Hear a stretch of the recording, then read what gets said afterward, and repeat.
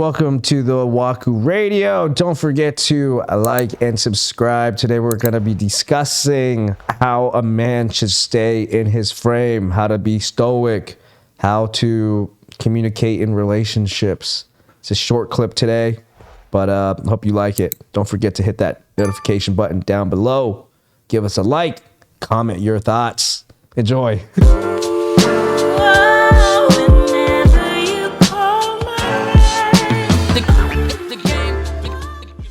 Welcome back to Waku Radio. We've adjusted a couple of things, so obviously it looks different behind me. We got some new shit behind Sebastian. It says live. It says live. Live, bro. Live Waku. What the fuck? Live Waku. Oh, that's a good one. That's a good one. That's pretty good. But anyways, today our discussion is about what? Does vagina size matter? Hell yeah, it Yes, does. it does. It definitely does. You don't want no gaping wizard sleeve. That's true. As Amber would state. Is that what she said? Yeah, she said gaping wizard sleeve, yeah. Oh, that's You know, funny. you put it in there and fucking, just, when the wind blows, you don't want to hear no whistle.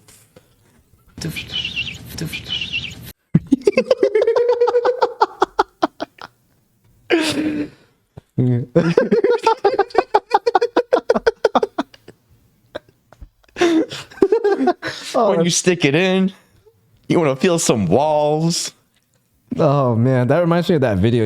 Ever see those trending videos on like Instagram, Facebook, or whatever, where these girls are like able to make themselves queef? They just go, Yeah. it's just like, what the fuck?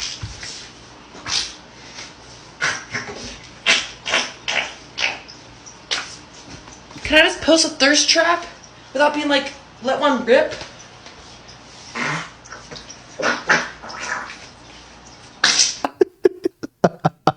Yeah, we should get some like bunch of chicks over that can have like talents like that and make them like Dude, I'm vlogs. down. We Like, should have a talent night. Yeah, like have the chicks that can clap their ass and like, and then you have one that's like, you got a beatboxing vagina and ass.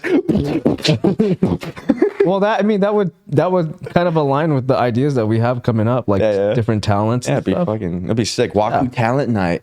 Yeah, because like, Be sick. yeah, if anything, like once I build that bar in the Yeah. other room, we'll have like a little area where we'll set up like a camera and everything, and we'll just like, all right, for tonight's talent, and then We'll have Brody fucking rap over it. yeah, dude. Yo, dog. I got the queefs in the back. Oh, she's queen. That's good. That's fucking great. The queefs in the back. There ain't no queens, because they on the streets serving them D's. Oh, that's true, man. Yo, that was a bar right there. That was a bar, dude. That was a bar right Fucking there. talented, bro. Shit, man. Just throw some queef and ass clapping, and I got you. Dude, you should be a rapper, bro. Damn. What would be my name? Damn. Two whores. Two whores? Yeah, they call me two whores. Like 2 Chainz. You got 2 whores on your neck? Got 2 whores, man. I'm 2 whores.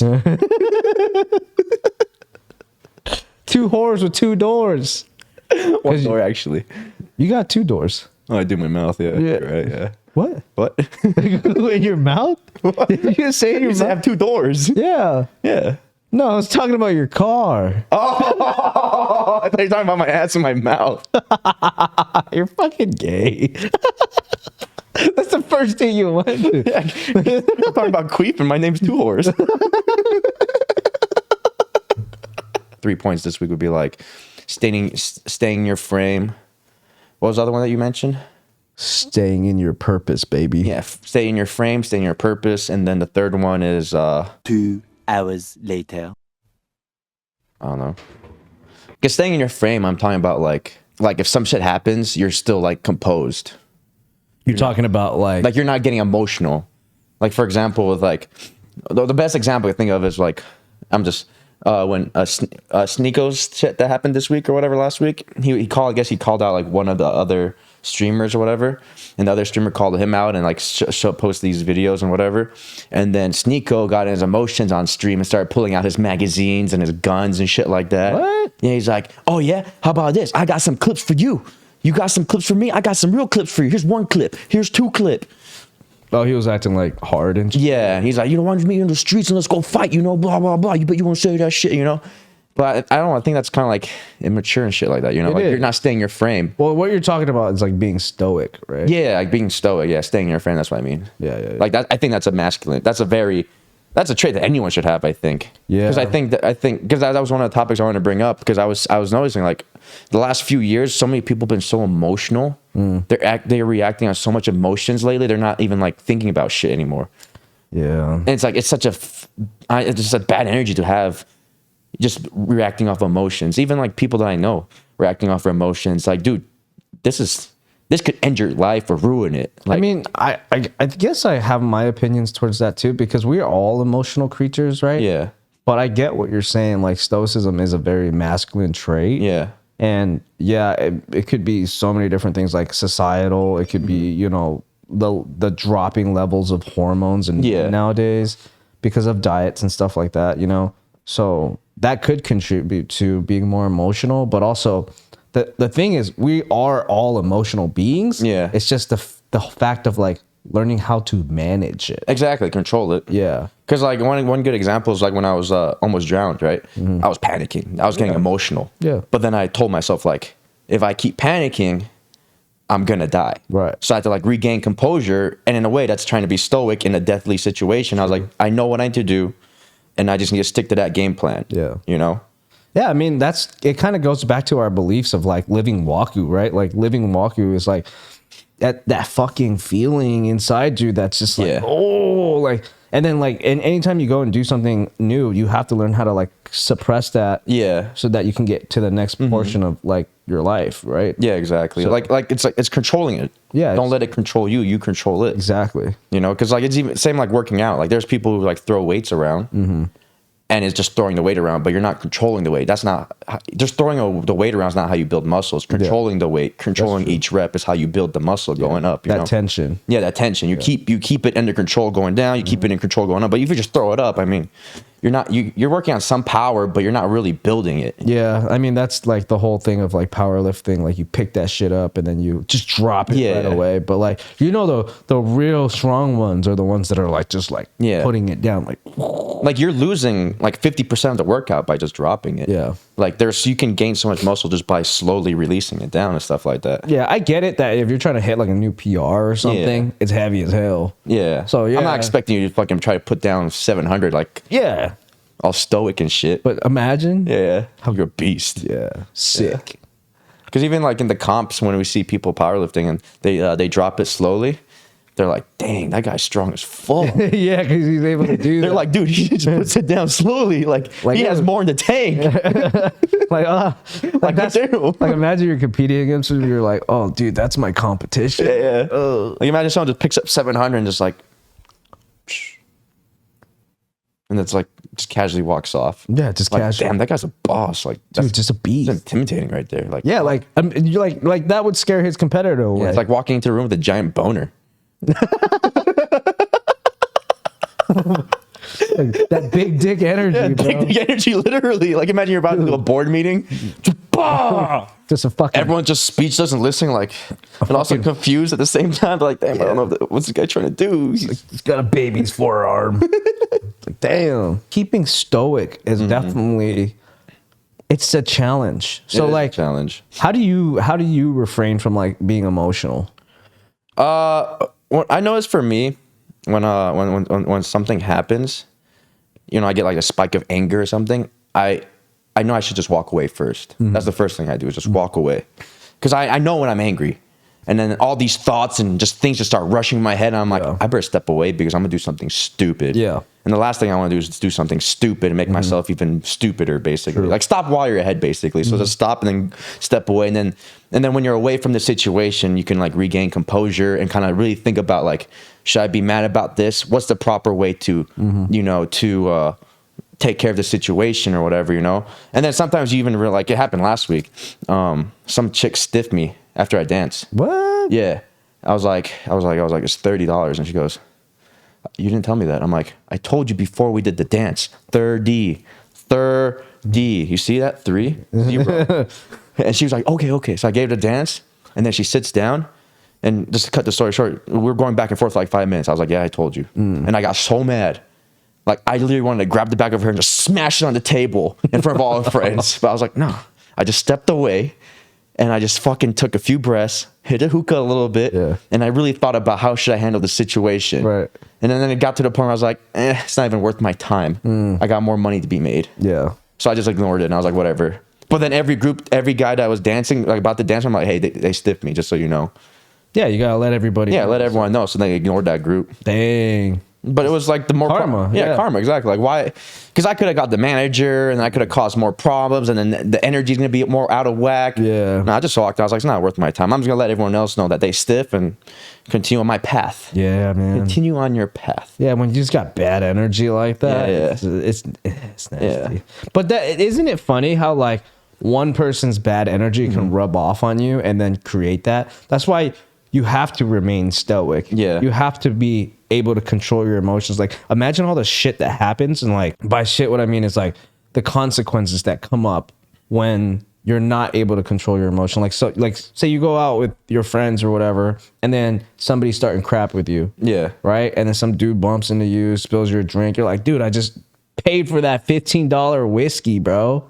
And then next thing you know, you're trying to fight and everything, you know what I mean? And then what happens if you like someone pulls out a gun or someone you hit the dude and his head fucking lands and hits the bar, and now he's like unconscious. And it goes back to what Brody was saying, you know, like you never know. Yeah. Your situation can change like this, and next thing you know, you wake up in jail. Yeah. Or just get sent to jail or death. Yeah. You know, it's like you don't know who you run into. You don't know who you go out there. You know, I mean, even the legendary Andrew Tate even said the same thing. He's like, man, look, I'll fight in the ring, you know, when there's rules to be had. But like in the streets, you don't know who you're going to run into. You don't know what they're about. You don't know. I mean, you don't know who's ready to die. Yeah, exactly. Yeah. That guy could have a really bad day. Exactly. And he's like, you know what, fuck it. I want to end your life and my life. Yeah, after that, I ain't got nothing to lose. Yeah, exactly. And then what? You fucking throw away your whole future and stuff like that? It's not worth it. What's his name? The Navy SEAL guy who's very popular.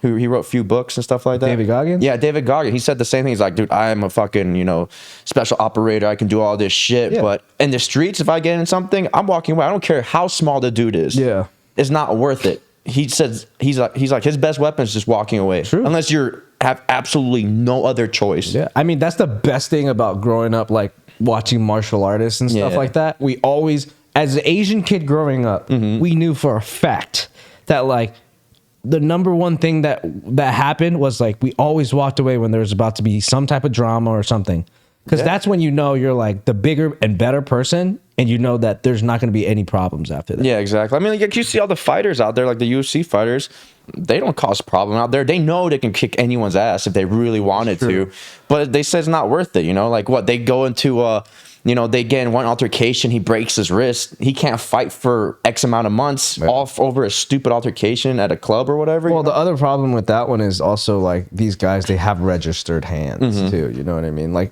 professional boxers, they have to register their hands as legal weapons. Yeah. So like, imagine like they do get in an altercation outside and then they knock a dude out or whatever, break his fucking head. He like is now unconscious and like ends up in a coma. Well, guess what? They identified you, buddy. Now you're screwed because you have legal weapons that you use. And like, especially if you threw the first fucking punch, bro, you're screwed. Yeah, exactly. It's not worth it. Yeah, I mean, you see all the bigger guys, everyone. Yeah. They're like, it's not worth it. They always just walk away. Like even like the story with the drink. And like even if I'm in the club or something, someone bumps into me, I'm always usually like, hey, my bad. Right. Even if it's not my fault. I'm like, dude, I'm here to have a good time. I'm not trying to fucking get my face busted open, you know, or get in a fight or whatever. I just want to have a good time with my friends, with whoever I'm with, you know. I don't care about fighting. Yeah. You know, I just want to get fucking wasted and don't remember tonight. What do you think about the guys that think you're like, oh, yeah, if this guy touches my girl's ass, you know, whatever, we're out, I'm gonna back her up. Like, you know, that's a manly thing to do, back up your girl. What do you think about that? Like, do you think it's like, is it masculine I mean, I guess it is masculine because you're supposed to be her protector, but at the same time, it's the difference between like being smart and dumb, right? I think there's a right and wrong way about doing everything, you know? I mean, you don't have to like beat the guy's ass on his first action, you know? Yeah. Like, hey, like, dude, that's my girl. Stop. You know, like I don't appreciate this, you know? Talk to them first, you know, don't just start swinging first. Right. Like, hey, and then if he keeps doing it, then, you know, I mean, a lot of people think they got to get their lick right there. Yeah. Sometimes there's better to get ways to get your lick back, you know? Well, there's this one time we went, my girl and I, we went out to our buddy's album party. Right? Yeah. And there's this gentleman, older guy, and he like loves Latinas, right? My girl's a pretty Latina girl, right? Yeah. She was looking hella bomb that night, dressed up, whatever, to the T. Anyways, this dude, because like I wasn't really like sitting around her because I was shooting for the event. So I was like doing the video, doing the photography, I was doing all this shit for the homie. And then, so she's just sitting there all night talking to the homie's girl. And, you know, people don't know if you're with somebody or not, right? I'm out shooting fucking cameras and videos and whatever. He doesn't see me anywhere besides running around the room, like whatever. Doesn't know. Anyway, so later on, I'm kind of just sitting like on the other side because there's no seats. So a chair here and then a chair over here, and we can't move it because it's kind of like a lounge chair. It's like people are sitting on the other side. So there's like this split in between us. So he kind of like, you see him kind of like walking up, and then he like approaches her and he's like, hey, blah, blah, blah. And I was like, hey, buddy, you know, this is actually my girl, blah, blah, blah, you know. And then he was like, oh, my bad, bro. Like, I didn't even know, you know, like, well, like he had no idea, but like I didn't get mad. I didn't get upset about it. I just kind of like gave him like, what's up? I let him know what's good. And then he was all like, oh, okay, dude, like my bad, bro. Yeah, I mean, some people just don't know. I mean, you in a big club or an event, you know, like unless you're with that person all the fucking time, you could be your gay best friend for all he knows too, you know, especially nowadays, you know. So like, let the guy's gonna shoot a shot. A guy's gonna shoot a shot. A guy's gonna shoot a shot. But it's, you know, your job to just let him know, like, hey, that's my girl. Now, if he persists after that, it gets kind of annoying. Then it's another situation. Like we had a situation at the club where, you know, sometimes we get stragglers, like guys from downstairs that come upstairs, right, and they'll like bother some of the girls. And the girls will let us know, you know. So like I'll come over, but like, hey, what's up, man? You know, like you here with them or what? Because the girl obviously like called me over. She's like, hey, help me, like she's annoyed, you know. So I'm like, you know, I'm not gonna fight the dude, but I'm like, hey, you know what I need to do? I should go get the security guard. You know, so I wave over to the security guard, like, hey man, this guy right here is bothering the women. You know, can you escort him out? And they came in. It's let the security deal with it, right? You know, because that's their profession, that's their job. You know, like try to get the liability away from you. That's true. Try to get the liability away from you and get someone else to handle it, you know? I mean, I just don't think it's worth to go to jail. I really don't think it's worth to go to jail. It's like, I mean, we have a police force for a reason. Yeah, sometimes we don't want to deal with the police like that. But like, sometimes you don't want to take the control into your own hands, especially if it's a small problem. Yeah. Because if you do, what happens? You know, you're going to be the one that ends up in jail. Yeah, exactly. Jail or dead or whatever. Whatever it is. And, you know, like my job, you know, one of my jobs is like it relies on my body physically to be able to move and shit, you know. If I break my arm or something, that puts me out of commission. How am I gonna make money? You know, I don't think you're a bitch if you walk away from a fight. I don't think so, especially in the public fight. No, you know, like you just have responsibilities and stuff like that to take care of, and you know, but.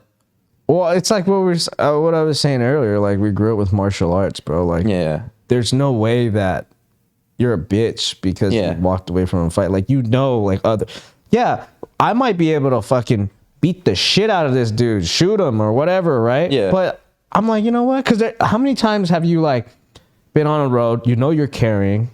And then you get road rage, and then somebody's doing something stupid, or like you feel like your life's a little bit endangered or whatever. You're not gonna pull your gun out in the heat of the moment, just try to shoot somebody. Like, if you're a CCW permit carrier, you know 100% you need to maintain your fucking frame. 100%. Well, I think that's the difference with people who know they can be lethal. Yeah. Like, I know I can be lethal. Yeah. You know you can be lethal. Some of the people I know they can be lethal, and they know it's like it's not worth it. You know, I know I can end this situation like this. I know I can fucking put a stop to everything. But then, do I want to deal with all the consequences that come afterwards? Hell no. You know, like that's fucking a lot of shit you gotta deal with. A lot more headache, a lot more shit. And you know, like we talk about this all the time. We try to stay on our purpose, on our goal. And by us trying to stay on our purpose and a goal, we know where we want to head towards, and that can hinder us, greatly hinder us from our path. Yeah. And I know sometimes egos get in the way, but you got to put the ego away sometimes. Yeah. You know? Yeah, it's definitely ego. Yeah. Like it's one thing when you like, hey, that's my girl, or hey, man, can you stop? Like, I don't want any problems or whatever, you know? But then, and then if they keep pushing it, then just, you know, there's other ways, alternative ways to handle that situation. Then like, all right, let's duke this out right now. Yeah. No, I mind you, dude, like, I held my frame very like masculine, very stoic. You know, I didn't pop off or anything. I just told him like respectfully. I was like, hey, brother, you know, I just want to let you know this is my girl. You know what I mean? We don't really have seats like right next to each other, but you know, and mind you, this dude is like he's like 6'5", so he fucking towers over me. Right? And like he's like a big black dude that's like 6'5". So I mean, he's like 2 times wider than me, fucking like a whole foot taller than me. And I'm just like, you know, I'm telling him what's up. And it's funny because I was thinking about like, sometimes even if they're like these big, masculine, like scary looking dudes, in that situation, I was thinking of like David and Goliath. Size doesn't really matter when it comes to that. It's just really all about how you control your frame. Because the whole rest of the night, this guy was like saying like, sorry, like, dude, sorry. Like, hey, apologize, man. I really didn't want to offend you or anything. I didn't know. You know what I mean? Like, and I was after that, I was like, nah, dude, I take it as a compliment. You know what I mean? I just didn't want her to feel uncomfortable. So I had to come and say something, you know, that's just. Well, it's like how you said, you maintain your frame, and a lot of men, if you talk to them normally, like you don't raise your voice at them or anything like that. Yo, man, that's my fucking bitch, dude. What the fuck?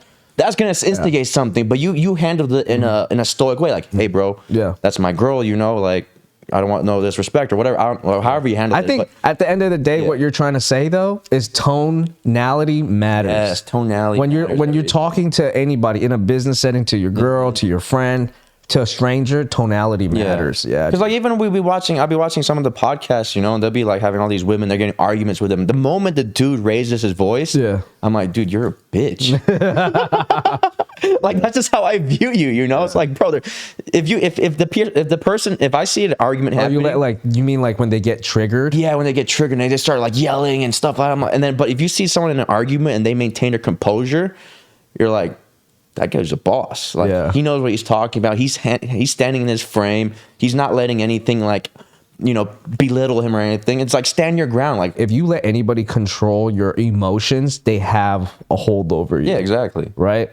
I totally understand that because like if we're getting in an argument right now, we're debating. Yeah. And then you or me, we start raising our voice. We start getting like kind of pissed off. Well, dude, we have a hold on each other right now. Yeah.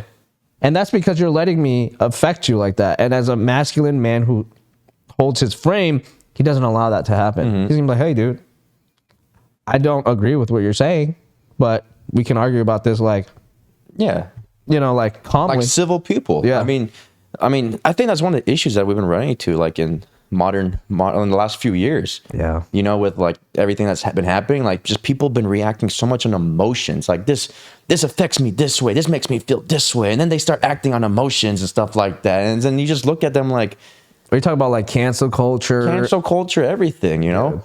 Like cancel culture, the whole fucking movements that's been going on, everything. Like if people just held their composure and just had a normal debate, but that's the thing. People have so much ego. People have too much fucking ego sometimes, you know? And they're like, oh, I have no ego. I want to let go of my ego, blah, blah, blah, blah. But then at the end of the day, when you start losing an argument, you let your ego come in because you're losing. And then you start raising your voice and you start becoming all dramatic. And then you try to overpower them by physical force or whatever. There's things that you should get triggered about. Like I was just watching this video the other day. Yeah. I'm pretty sure we posted it to our Instagram. It was the young black kid in his 20s that like robbed the Asian woman. Oh yeah. And then left her paralyzed. And like at first he just took her shit, but then he circled back and then like fucking body slammed her. Yeah. And I was like, all right, at first I was like, all right, you know what? I don't know what his situation is. Maybe money is important for him. Whatever. Everybody has a fucking problem. But then he went back and he fucking slammed her. And I was like, yo, Yeah. that's got me like heated, right? Well, I was actually watching the video closer. So what happened was she actually grabbed her wallet back. Yeah. And he And then- grabbed something else. And then he came back at her and grabbed the wallet back after she slammed her. Yeah. But still. Yeah. Yeah, But but- it was like, Well, what I'm saying is like that stuff, like that shit, you should 100% get triggered about, yeah. right? But like when it comes to like political views and like all this shit, it's like, bro, or like your sexuality and what's right and what's wrong. I get that we have this debate of like sexuality, political views and stuff like that. But instead of like dividing the nation, which we're becoming divided like race wise, politically, sexuality, like all of these disagreements, instead of being like that, we should just get together. Imagine how much better the world would be 100%. if there was like less drama. yeah. Right. And it just comes from I think that's what it is. The addiction to drama. addiction to drama, but also so much emotional energy. But that's what the drama, that's why drama is important. People like the negative energy. True. Negative energy, like think about it. What they Everything say. do you ever see anything happy on the news? No. If you do see it, nobody really cares about it. Well, that's what they say. Misery likes company. Yeah. But also negativity is what attracts people. It gets Yeah. people's attention. So that's why you're always seeing like negative everything. Like why do we have to see that young black male slamming an Asian woman until she was paralyzed? Because it's negative. Yeah. It triggers people. It gets people's emotions and blood boiling. Right? But if we posted like, 110-year-old grandma, is now having her 111th birthday. Yeah. Some people will care, but it doesn't really make the news like this. I mean, we see that with our freaking reels that we post on Instagram and stuff like that, like the dumbest reels. They're like, negative or don't really push anything positive, get the most attention. But when we try to put like a positive reel out there, it gets like no attention. It's like, you people are the reason this shit's happening everywhere, Yeah. And it's like, I don't even know. I think, I don't know. Who would you even blame for that? Would you blame like media? Would you blame, because like they've like technically poisoned the water in a way, right? And then we kind of just drank that water and now we're like, give us more. And then now, maybe just because our lives are so like civilized, like we have not civilized. That's true. Like we have so much. Dude, we have so many fucking... Like, we don't have to worry about hunting for food. Yeah, like, we have so much drama that we don't have to worry about survival so much, that we need... I guess maybe we're so... Like, our human instincts are so accustomed to something dramatic happening, like always fighting for survival, always fighting for your life, that now that there's not much of that happening, that we're trying to compensate that way in some way, I can agree with that 100%. Yeah. I can agree 100% with you. We just have everything so easy. Like if you think about it, everything is so easy. Like you can be in a happy relationship, you can have amazing kids, you can have amazing friends, family, whatever. But you always gotta find problems somewhere. And guess what? If you're a stoic man, it ain't you, bro. Yeah. Well, it's like that the show, Sex Life or whatever on Netflix. You watched it? I watched 2 episodes or 3 episodes last night. Yeah. This chick has the perfect life. Perfect life. Husband takes care of the kids. He brings the food on the table. She doesn't have to work, I don't think. She just stays at home and watches the kids. Like, she literally is living the dream that I'm pretty sure most women want. Just to stay home and raise the kids or do their own thing or whatever, But yet she still wants to find a way to ruin it. The problem is she gets bored. She's a suburban housewife that has everything that you can ask for, but she wants to go and chase this missing sex part of her that was so passionate because she's not receiving it from her now husband, who gives her everything besides that one fact.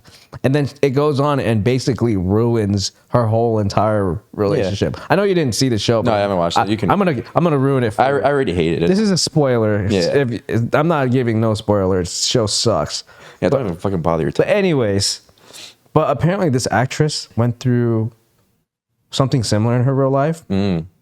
So it's kind of like a mirror of her real life, because I was reading all about it. She played this role really well because of the same or something similar that went on in in her personal life, because she was going through divorce and it added up perfectly.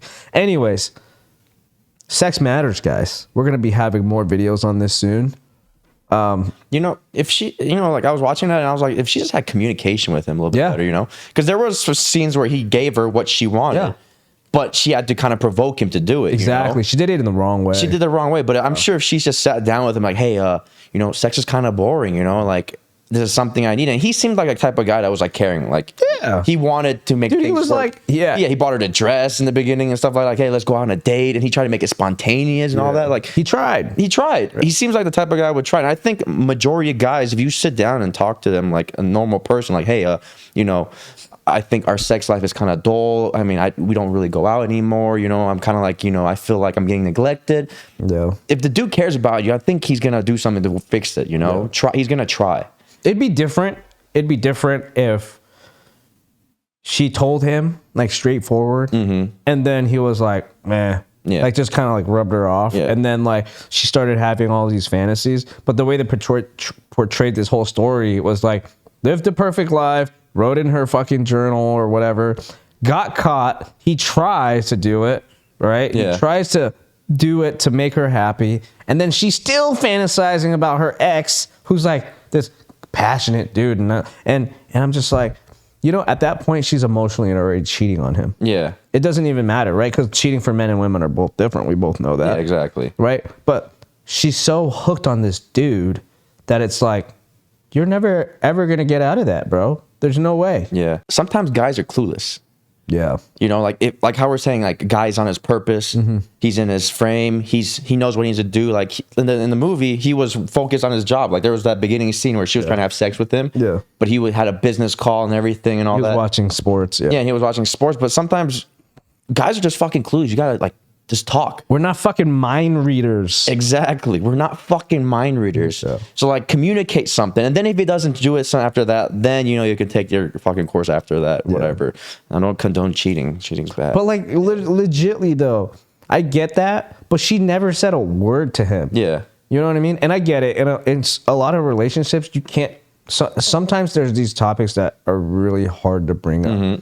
I was literally just watching a sex educator today on YouTube about it. She was discussing with another podcaster on how in relationships there are certain things that like are very, very difficult to talk about, right? Like people don't want to say it because they don't want to hurt the other person's feelings, or they don't want to be judged for whatever reason, right? And I was thinking, like, you know, in that scene, they're trying to portray that she can't bring it up to him because she doesn't know how to, or she, you know, she's afraid he's going to judge him or whatever. But in a real relationship, you need to get over that.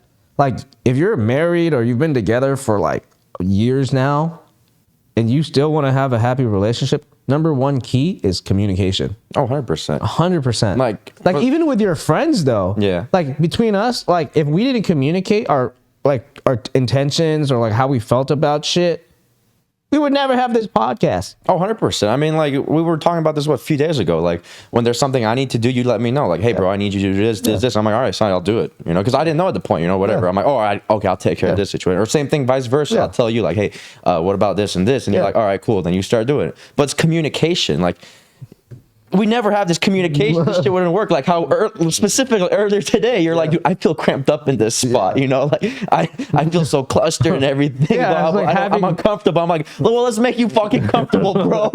Hell yeah. You know, it's communication, right? You guys should see the new setup. Definitely a lot more open, a lot more. But it wouldn't have happened unless we'd communicated. Yeah. But, you know, I think it's time to wrap this shit up, right? Yep. Guys, thank you for watching WAKURadio. This is the co-host Seabass, and we got your host Coby. Like, subscribe, comment below if you want to just see more of us, or if you prefer the guest, and hit that notification button because, you know, I love you. Life of a hustler. Check me out. Life of a hustler. You see me on the road, I'm in hustle mode, real estate mogul, commercial real estate.